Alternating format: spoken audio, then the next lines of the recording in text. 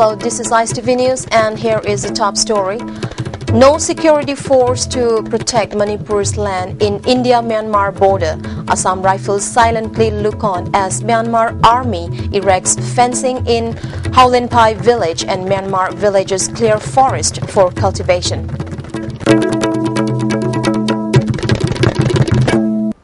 Hello, I'm Gabby Golmay and here's the news in detail. The border dispute that has been lingering for a long time in the India-Myanmar boundary at Moreh has not been settled yet. And there seems to be no possibility for a settlement in the near future as well.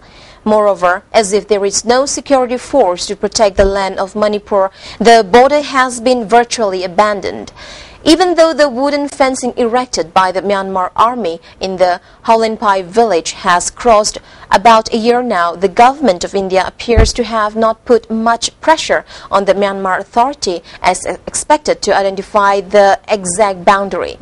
Chief of Haulenpai village, Lungkolun Haukip, told media persons at his house yesterday that the Myanmar army hardly came near the village in the past.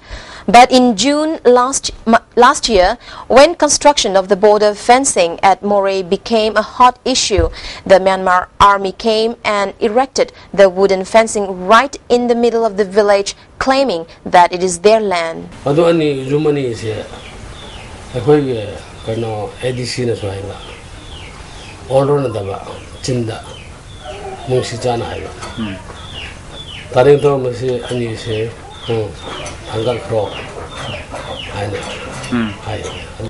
the other hand, the village chief further said that the border pillar number 23 erected atop a mound of earth that looks like newly piled up was earlier erected about 1 kilometer from that spot toward Myanmar. Arriba pillar do the c'est to the 23 jong Nagli pillar say Tori thing nearly 1 kilometer.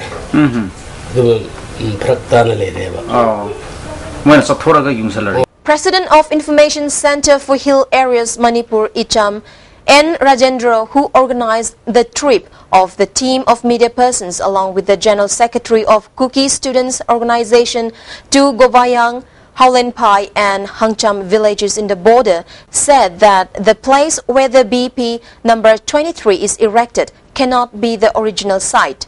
This must be new, he said. Pillar si sahi amani gi manung da same pillar ni have some make sing adu masi khoi state government adu central government masi khangbi ge har ga di masi leibak se khar lawga soil test of bidar ga masi leibak se sahi kya sure se yam line khangmung ngani. Meanwhile, about 3 kilometers from Haulenpai village down the road to Mizoram in the forest of Hangcham village, Myanmar villagers had cleared about 7 acres of forest areas for cultivation. The Myanmar villagers had felled hundreds of trees to cultivate paddy, maize, pulses, turmeric, etc. The villagers of Hangcham had warned the Myanmar villagers not to cut down trees and that they couldn't cultivate there as it is Manipur's land. Those who were engaged in cultivation work there had seemingly run away on hearing the sound of the media team coming. There is an Assam Rifles post not very far from the spot. However, the Assam Rifles troops seemed to have said nothing to the Myanmar villagers.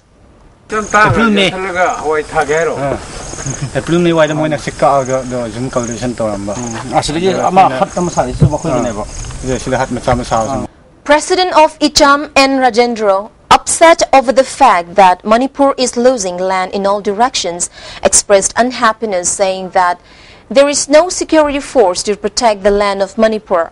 The Assam Rifles deployed to protect the boundary seem to remain looking on when Manipur's land is being grabbed by the Myanmar. There is no governance in the Hill district. The government seemed to rule only in the 4 districts of the valley.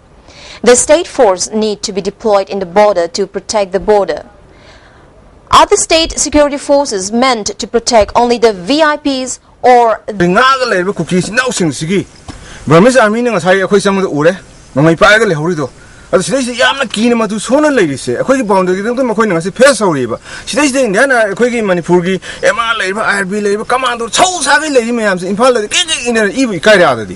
Sidai battalion amani hangbire ko gi boundary ngai be ko gi indigenous be ko gi people ko gi sinau sing sing api ka thar ga marugi mohta ada microphone de tv de law ne ko edu tore ko secretary loi dore building loi dore dam loi dore na mingset lor ga leire adugi mohta ta seng ko gi rei pa inam dam sin nung cv bi tar ga di politics to bi ko gi ranti to bi minister mla sing na nung cv bi tar ga hai ba jaga sta kai tor ge kamai ne hingi ge ha se ko ngam khoi se kana ngai ge ha se ma se amuk tang tin yo thar khande bi ga di na koina ada lauri bodo kara kitang do ga su koi gi manung da handle ga lai praja sing sin na koi gi wakal do kitang yo ga ding na sim manipur gi integrity de singare se ma si ko khi ga ne khale adu na koina tori ba mong du na ta ba adu gi phim da dum lai ga manipur gi integrity de saw singna ko na ta yu pai lai roi. Desam has clarified that the version of the organization to keep border town Moreh under the atmosphere of cosmopolitan should be appreciated by KSO. A press release issued by the Secretary, Publicity and Propaganda, Premchand Tongram, stated that KSO should not propagate the history of Manipur in a wrong manner and it should not politicize the agenda.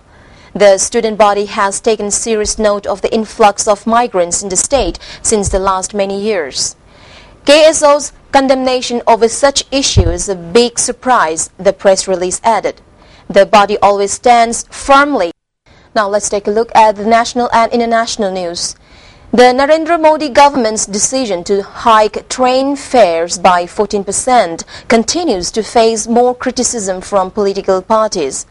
M. Karunadini, the chief of the DMK, said today that the fare hike will badly affect poor and middle classes.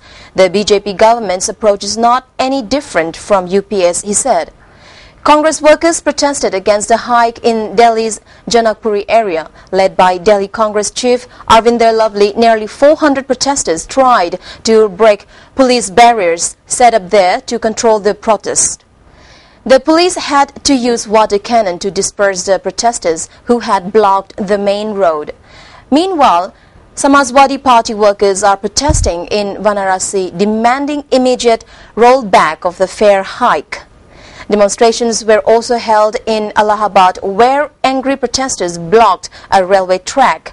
Among the first to hit out at the Narendra Modi government was Bihar politician Lalu Prasad Yadav, who left train fares untouched during his tenure as railway minister in 2004 and till 2009. Railway Minister Sadananda Gowda said he had only taken forward what the previous government had decided: 10% increase in passenger fare and 5% increase in freight was made in the interim budget. But the previous government withheld it, he said. Indian Railways, which manages the world's largest network of trains and transports, an estimated 25 million each day, is currently facing a severe financial crunch, with passenger subsidy touching rupees 26,000 crore. The hike in passenger fares could bring nearly rupees 6,000 crore to the railways. Even as the situation in Iraq continues to deteriorate, Indian government has not yet planned any mass evacuation from the war-torn country, say sources. The Ministry of External Affairs wants to focus on the 120 Indian nationals stuck in conflict zones, the sources added. Union Home Minister Rajnath Singh has, however, assured that the MHA and MEA were committed to bringing back the stranded Indians safely. Sources say the Indians who are in non-conflict zones are stuck there due to wage issues. They would be brought out of the country when they contact the Ministry of External Affairs in India. As many as 46 nurses are still in Tikrit and 40 other Indians have been abducted by the ISIS militants from Mosul, the second largest city in Iraq. Meanwhile, Iraq ambassador to India Ahmad Tahsin Ahmad Barwari has requested Indians to stay indoors. Iraq's Prime Minister Nouri al-Maliki is facing mounting pressure to form an inclusive government or step aside following the loss of large swaths of territory to Sunni militants, with both the top Shiite cleric and the White House strongly hinting he is in part to blame for the crisis. Haryana Chief Minister Bhupinder Singh Hooda and his Maharashtra counterpart Prithviraj Chavan held talks with Congress central leadership here amid indications that decisions on replacement of chief ministers will be made soon, starting with Assam. Hooda had a 30-minute meeting with Congress Chief Sonia Gandhi this morning, while Chavan met her political secretary Ahmed Patel here last night for nearly an hour. 10 teenagers who had gone fishing in the Damodar River were trapped for over 8 hours when a sluice gate at the Tenuga Dam was opened, leading to sudden rise in water level before they were rescued.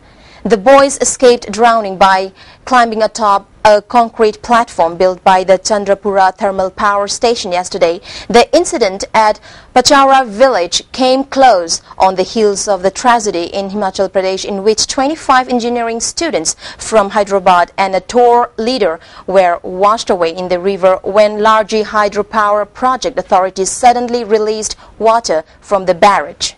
India's women's football team moved one place up to grab the 50th spot among 175 nations in the latest FIFA ranking. The team also grabbed 11th position in the AFC ranking, moving up one spot.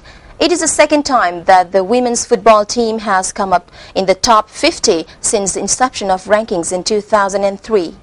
Russian President Vladimir Putin today ordered military forces in central Russia on combat alert as well as a drill of airborne troops, a day after Ukraine ordered a ceasefire with pro-Russian rebels. NATO said earlier this week that Russia has resumed a military buildup on the border with Ukraine, where pro-Russian separatists have been fighting government's forces for weeks in a conflict that has left about 300 people dead and displaced over 34,000. Before we end, a quick recap on the top story. No security force to protect Manipur's land in India-Myanmar border.